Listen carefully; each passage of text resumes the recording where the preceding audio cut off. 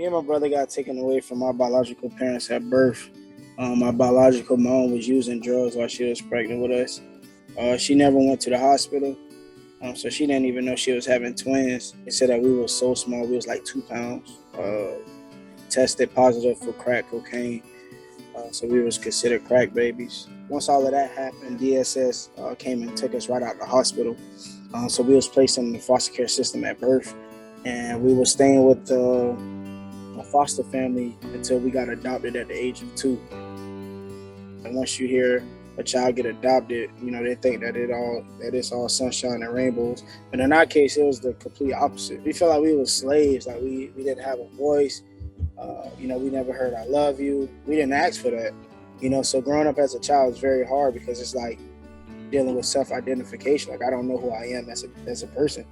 I get to go to school and see all of my friends, and after school and events, they with their families and stuff. But it's like on our end, we didn't have any of that. So it was just like going through all that at a young age. And me and my brother started smoking and drinking around the age of 11, just dealing with all that hurt and pain. Like 2016, one of my little cousins got killed. He was 17 years old. He got shot. He didn't even have a chance to graduate high school. So of course, me and my brother used to be in the street selling drugs and living a bad lifestyle, going down the wrong path. So once we lost our little cousin, that was a wake-up call. We was like, okay, like God must be trying to tell us something. What's your favorite holiday? Mine's Christmas. We always wanted to do right, and we always wanted to change, and we always wanted to help other kids, but we were still living a bad lifestyle.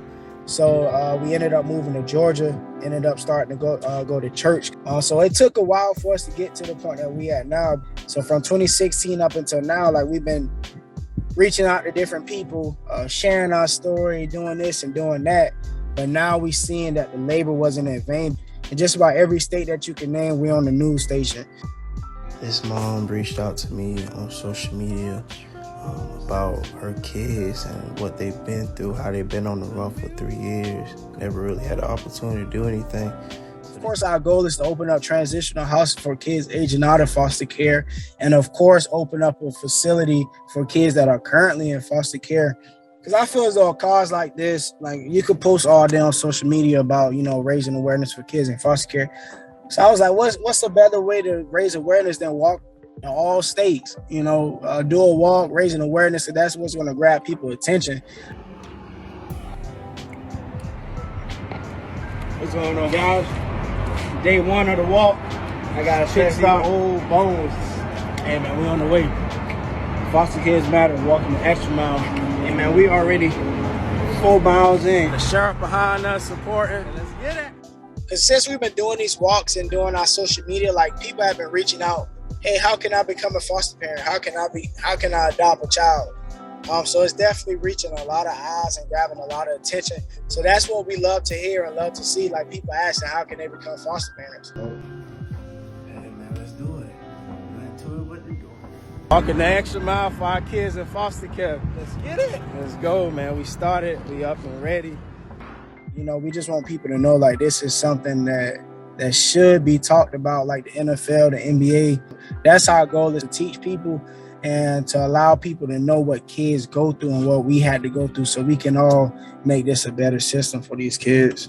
Like, it's people out here that care about them. It's people out here that's fighting for a change and fighting to make sure that people know what us kids had to go through and what kids that are currently in foster care are going through.